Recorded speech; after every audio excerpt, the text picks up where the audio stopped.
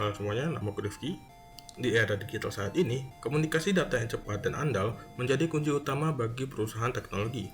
Namun, tanpa pengolahan jaringan yang baik, sebuah perusahaan bisa menghadapi berbagai masalah seperti keterbatasan bandwidth, gangguan transmisi, dan kesalahan dalam pengiriman data.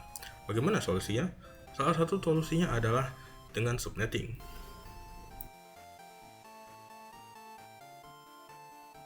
Di antara kalian pasti ada yang bertanya, jadi apa itu subnetting? Subnetting adalah teknik yang digunakan untuk membagi satu jaringan besar menjadi beberapa jaringan kecil atau subnet.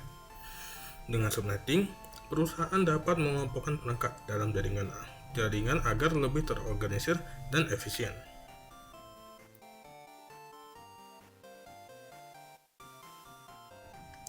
Mengapa perusahaan membutuhkan subnetting?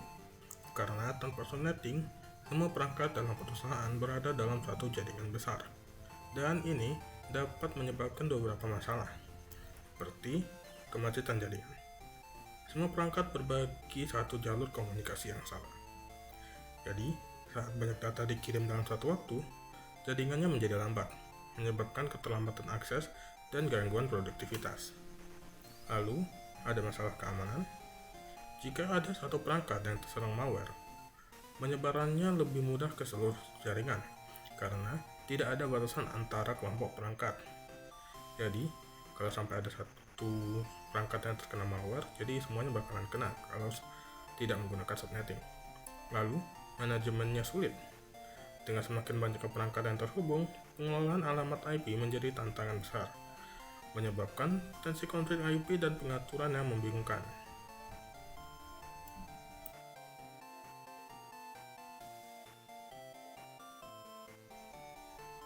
Sekarang kita akan bahas bagaimana subnetting meningkatkan efisiensi. Nah, jadi dalam subnetting, perusahaan dapat mengurangi kecepatan jaringan dengan memisahkan jaringan berdasarkan departemen, lalu lintas data menjadi lebih terstruktur dan tidak saling mengganggu. Misalnya saja, departemen IT yang sering melakukan transfer file besar tidak akan mengganggu komunikasi tim keuangan yang membutuhkan koneksi stabil ke server database. Lalu, meningkatkan keamanan. Jika terjadi serangan di suatu subnet lainnya tetap aman. Tetapi subnet bisa memiliki aturan keamanan sendiri, seperti firewall yang membatasi akses antar subnet dan mencegah penyebaran serangan cyber. Lalu, manajemen lebih mudah. Pembagian alamat IP lebih terorganisir sehingga memudahkan administrasi IT. Dengan subnetting, administrator jaringan dapat lebih mudah melacak, mengelola, dan menyesuaikan skala jaringan sesuai dengan kebutuhan perusahaan.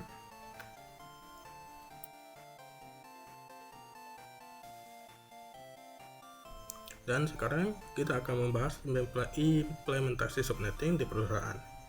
Sekarang mari kita ambil contoh bagaimana subnetting diterapkan dalam sebuah perusahaan. Misalkan perusahaan memiliki 3 departemen utama, yaitu keuangan, IT, dan HR. Nah, dengan subnetting, setiap departemen diberikan subnet berbeda, sehingga komunikasi antar departemen menjadi lebih cepat, lebih aman, dan lebih efisien. Nah, pertama, departemen keuangan. Nah, departemen ini memiliki akses eksklusif ke server keuangan yang berisi data sensitif. Subnetting memastikan hanya karyawan tertentu yang memiliki akses, jadi tidak ada karyawan lain yang tidak bisa memiliki akses. Jika karyawannya tidak memiliki akses, maka mereka tidak akan bisa mengakses server tersebut. Nah, dengan cara ini juga mereka dapat mengurangi risiko pencurian data atau akses tidak sah. Lalu, departemen IT.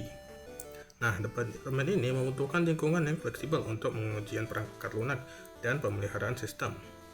Dengan subnet yang terpisah, mereka dapat melakukan simulasi atau eksperimen tanpa mengganggu jaringan utama perusahaan. Lalu, departemen HR. Nah, departemen ini membutuhkan akses ke data karyawan, komunikasi internal, dan sistem kepegawaian. Dengan subnet khusus, HR dapat mengelola sistem mereka tanpa risiko gangguan dari aktivitas departemen lain.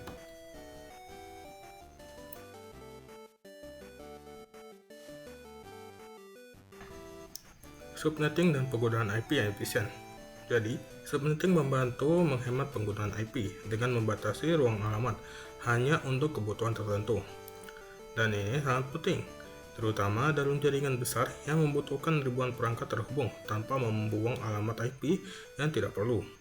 Dengan strategi subnetting yang baik, perusahaan bisa mengoptimalkan penggunaan alamat IP secara maksimal.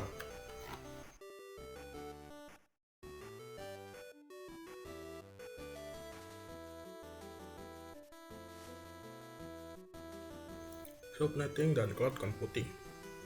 Nah, dengan semakin banyaknya perusahaan yang beralih ke layanan cloud, subnetting berperan penting dalam mengoptimalkan kinerja jaringan dan mencegah latensi tinggi saat mengakses data berbasis cloud. Pembagian subnet yang baik juga membantu dalam menentukan hak akses data di cloud, sehingga hanya pengguna tertentu yang bisa mengakses data secara spesifik.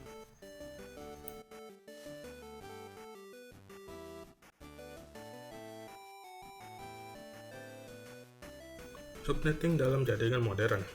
Di era teknologi modern, subnetting diterapkan dalam jaringan nirkabel, Internet of Things, dan sistem keamanan canggih untuk memastikan efisiensi, stabilitas, dan keamanan yang lebih baik.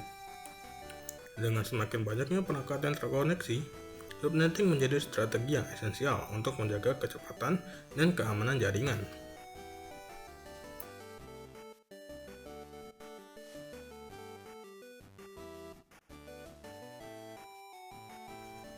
Nah, sekarang kita akan membahas beberapa dampak jangka panjang dari subnetting. Yang pertama, pengelolaan skala besar. Perusahaan yang berkembang akan menghadapi penambahan perangkat baru secara terus-menerus. Yang kedua, efisiensi biaya, mengurangi kemacetan jaringan dan meningkatkan efisiensi. Jadi, perusahaan bisa menghemat biaya perawatan. Yang ketiga, kesiapan terhadap teknologi masa depan. Subnetting memungkinkan perusahaan mengadopsi teknologi baru seperti IoT dan cloud computing.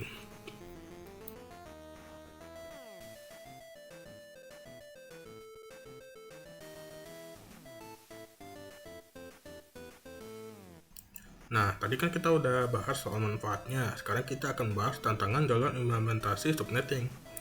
Nah, dalam subnetting sendiri ada beberapa tantangan dalam implementasinya, yang meliputi yang pertama, kompleksitas konfigurasi. Subnetting memerlukan pemahaman mendalam tentang subnet IP dan pembagian subnet. Lalu yang kedua, kesalahan perhitungan.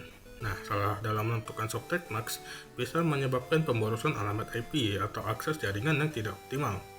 Lalu yang ketiga, pengelolaan yang rumit. Tanpa alat dan manajemen yang baik, pengelolaan banyak subnet bisa menjadi pekerjaan yang sulit. Namun, dengan pelatihan yang tepat dan perangkat lunak yang memadai, perusahaan bisa mengatasi tantangan ini dan mendapatkan manfaat maksimal dari subnetting.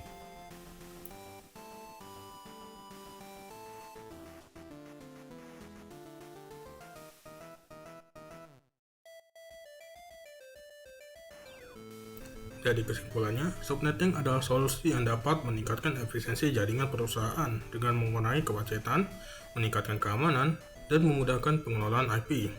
Dengan implementasi yang tepat, subnetting tidak hanya meningkatkan kinerja jaringan saat ini, tetapi juga mempersiapkan perusahaan untuk pertumbuhan dan teknologi masa depan. Dan itulah bagaimana video kali ini tentang pembahasan subnetting yang bisa membantu meningkatkan efisiensi jaringan perusahaan. Jika kalian suka video ini, jangan lupa like dan subscribe, dan sampai jumpa lagi di video selanjutnya. Bye bye.